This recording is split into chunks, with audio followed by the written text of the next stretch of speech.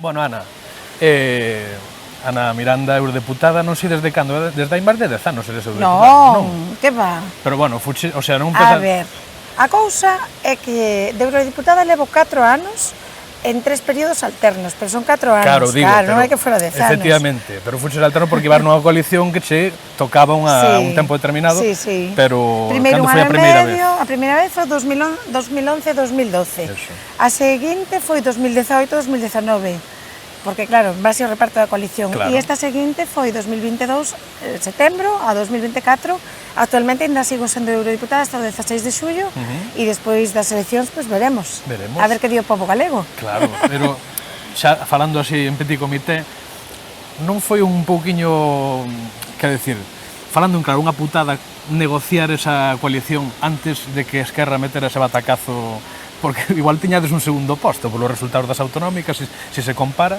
A ver, o tema... É unha broma, pero foi curioso ese cambio, non? O tema é que había que negociar para ter as coalicións inscritas antes do 16 de abril, entón, se non, efectivamente, igual había aí remodelacións. Igual facíamos un bloque de verdade, unha casa completa. Porque tú apostas a que eses tres que se sacaron xa nas do 2019 mantéñense, e neste caso... Bueno, ten que ser así, senón non teríamos voz galega ali. Ten que ser así, hai que facer unha chamada para que así sexa, non? Teríades unha voz galega, pero como esta vez, non? No final do mandato do segundo, pero aínda, iso está aínda pendente. Que son 3 diputados, Ana Miranda estará 5 anos no Europarlamento. Si son 3 diputados, eso veríamos en función dos resultados, pero se son 3 escanos na noite electoral do domingo, do 9 de xuño, en noite electoral teríamos un escano saínte, é nesa noite que non se ten dende o ano 1999, ou seja, o século pasado, e dende a época de Camilo Nogueira, que foi o primeiro eurodiputado do BNG, persoa boísima. E que foi deputado sen coalición ninguna. Foi só? Resultado... Sí, fomos sós naquel momento, tamén decirche que coincidía con unhas municipais. Estas coinciden soas, estas son así a pelo. Coa baixada non sabes que campaña estou facendo. Vamos ir indo hacia lá. Non paro. 13.000 kilómetros levo, e iso non conduzo. Hai que, o sea, hai que facer que a xente participe, que é o problema das europeas, sempre. Claro. A ver, o que lle temos que decir a xente que estas son unhas eleccións moi importantes, importantísimas, nas que se decide, por exemplo, o saneamento deste río, do río Barbaña ou de outras das rías, na que se decide a política agraria común, na que se decide a política de vivenda, na que se decide se queres unha Europa austera ou unha Europa social, unha Europa da paz ou unha Europa da guerra, na que se deciden cousas para unha cidade, como o tema da educación tamén. Entón, son unhas eleccións moi importantes, temas de urbanismo, temas de ecoloxía, e... Vamos sentar por aquí. Ai, moi ben. Teño aí a villa, a cantimplora. Ando aquí coa cantimplora para ubicarme ben, onde estamos, aquí está parte tamén da nosa xente, aquí en América, ando coa cantimplora, se vos digo que levo dentro... Rumorease que tú ao Parlamento Europeo levaches unha chea de xente. Máis de 5.000, mira aquí dentro teño xenxibre con mel e limón, porque anda a gorxa aí, mira, levamos nestes anos máis de 5.000 persoas. Estas eleccións, como decíamos antes, teñen menos participación, parece que é máis difícil explicarllas á xente tanto o que implica, o que se decide nelas, o que se fai nas institucións europeas, que son e a que se dedican cada unha das institucións europeas, que son variadas, que decir, é difícil facer chegar esa mensaxe á xente, de que de verdade isto que se vota nos afecta, non? Mira, veño da Mariña hoxe, e o que me dixeron na Mariña é que había 87 zonas de veda, pesqueira, e estáis afectando moitísimo unha decisión de Bruxelas. Onde estiven en Ferrol, o veto á construcción naval durante 10 anos. Antonte, estiven nas zonas de Vilagarcía e de todas as zonas, digamos, marisqueiras, tamén en Ribeira, por o tema de pesca, etc. Tamén vetos de Bruxelas. Se nós non estamos, ninguén fala diso. E quen di diso de afectación pois a temas, agora vamos para Allariz, pois a temas de urbanismo. Allariz, por exemplo, empregou moi ben os fondos europeos, o que fixemos coa Ría de Burgo, que foi pelexar ali, pelexar, para que se fixera ese saneamento da Ría de Burgo, e hoxe en día están saneando a ría, e foi a base de pico e pala de pelexar. Logo, o accidente de Angrois, que foi seguramente a miña causa política despois da defensa de Galiza en conxunto, e dos temas galegos, foi a causa política para min máis importante da miña vida, de verdade. Porque defender a xente que non ten voz E ante un desamparo total do PP e do PSOE e de dos ministros, ademais, moi polémicos estes días, no? Pepe Blanco, Altri, Ana Pastor, portas xiratorias, ambos portas xiratorias, pasa iso moito no Europarlamento, e por iso nos o denunciamos constantemente. Pois, diante daquel desamparo, darlles un pouco de axuda, no? Contaba o Álvaro, unha das víctimas estes días nun vídeo que subiu o BNG, un pouco de alento. Iso foi moi reconfortante, porque ves a utilidade tamén dun escano. Entón, eu síntome moi contenta de ter feito ese traballo, casi 8 anos pelexando, pero David gañoulle a Goliat. A veces gañamos, poucas, pero... Bueno, batalládelas, non?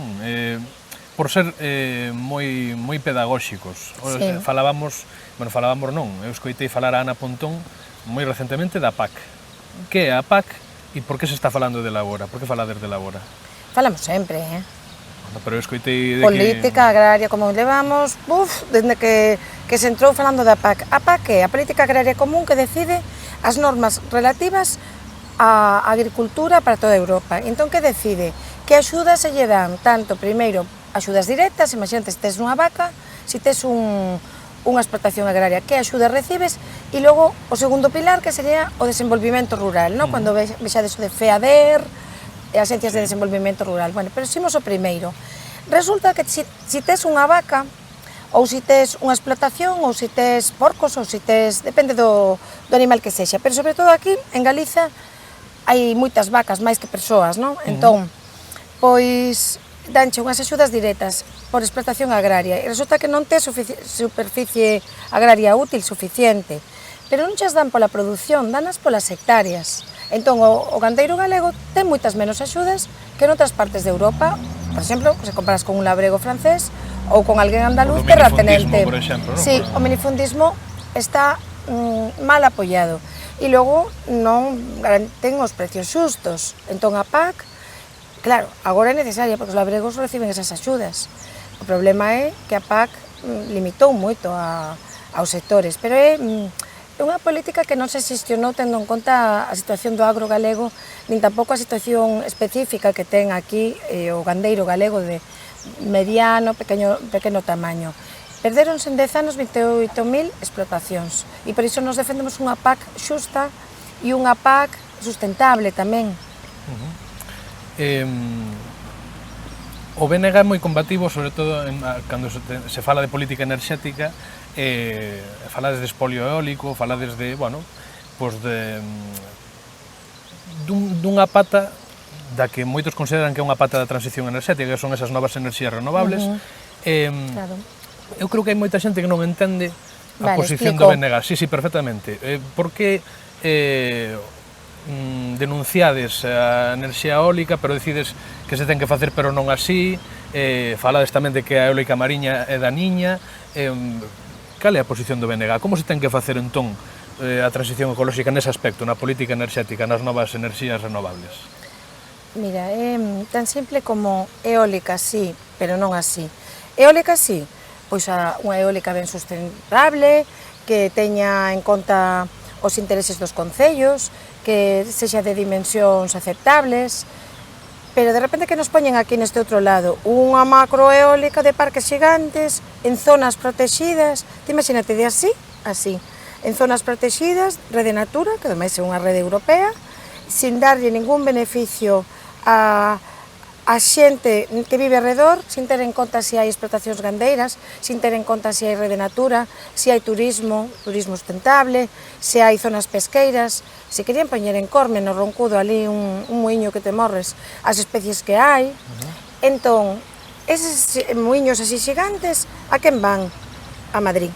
Estes quedarían aquí, que foi un pouco o que se fixo cando se negociou o decreto eólico. Estes para Madrid, as empresas eléctricas. E mentras, dende ali, hai unha evacuación que vai por todo o territorio e que iso tamén vai destruindo o territorio. Por iso, decimos o de eólica sí, pero non así. Logo, son 200 e pico parques. E ademais Galiza é excedentaria en renovables. Entón, o que creo que habería que facer é, por suposto, as enerxías renovables sí, pero con ese xeitiño que había que darlle de facelas atendendo o territorio. De feito, están anulándose moitos dos parques, porque están afectando redes Natura e, ademais, sin compensación ninguna nin participación. Existe a directiva de Aarhus que di que ten que haber participación da xente que afecta. Logo está o tema da eólica mariña. A eólica mariña, primeiro hai que facer unha ordenación do litoral. Entón, o Estado, digamos, a terrestre depende do Estado, pero moito máis da Xunta, e a mariña depende máis do Estado. O Estado, é dicir, o PSOE, saca un plan de ordenación do litoral e de repente deciden que nas zonas pesqueiras van poñer eólica mariña. Nós temos unha plataforma continental, así que cae, non é unha plataforma continental longa que podes ter, poñer os muiños ali, tela máis acortada. Entón a nosa é moi pequena e hai moita interacción de barcos. Se ves unha liña, por exemplo, os barcos que saen da Mariña cara ao Cantábrico, habería centos de pasadas, así como bolboretas no mar. Os cardumes todos dos peixes, entón iso, claro, non se ten en conta o impacto que poda ter na pesca. Por iso tamén hai unha gran oposición, pero iso non quere dicir que estemos en contra das enerxías renovables. Como ímos estar en contra das enerxías renovables se nos axudamos tamén co traballo aquí no Parlamento a parar a mina de Corcoesto, San Fins, a mina de Touro, se estamos agora dicindo non a Altri, se sempre estivemos no tema de Xove e na... Entón, é un pouco tamén un discurso interesado, no? Que hai, que ademais está alimentado algún deses xornais grandes que non te dan voz nas europeas, xa sabemos, non? Que non te dan voz. Chámase como o meu lema, pero en castejano. Que se pode facer a respecto de Altri desde a Unión Europea? Pois para Altri o que fixemos foi levarse ali directamente ás persoas afectadas, aos colectivos das zonas afectadas, leválos, digamos, acompañando, eles iban por si mesmos, pero nos organizamos un pouco a visita, para trasladarlle á Comisión Europea dúas cousas. Por un lado, a quen leva os fondos de Next Generation, os fondos extraordinarios, para decirlle que alertamos ante esta situación de que non se den cartos para destruir o territorio. E levamos tamén os ecoloxistas, aos representantes municipais de esa comarca, incluído o alcalde de Santiso, e a xente de Palas, de Arzúa, de Melide, de moitos sitios de por aí. De todos os partidos, imagino, ou non? Non, ali foi só xente do BNG, porque o PSOE non está moi definido. Nin o PP? No, o PP está definido para Altri.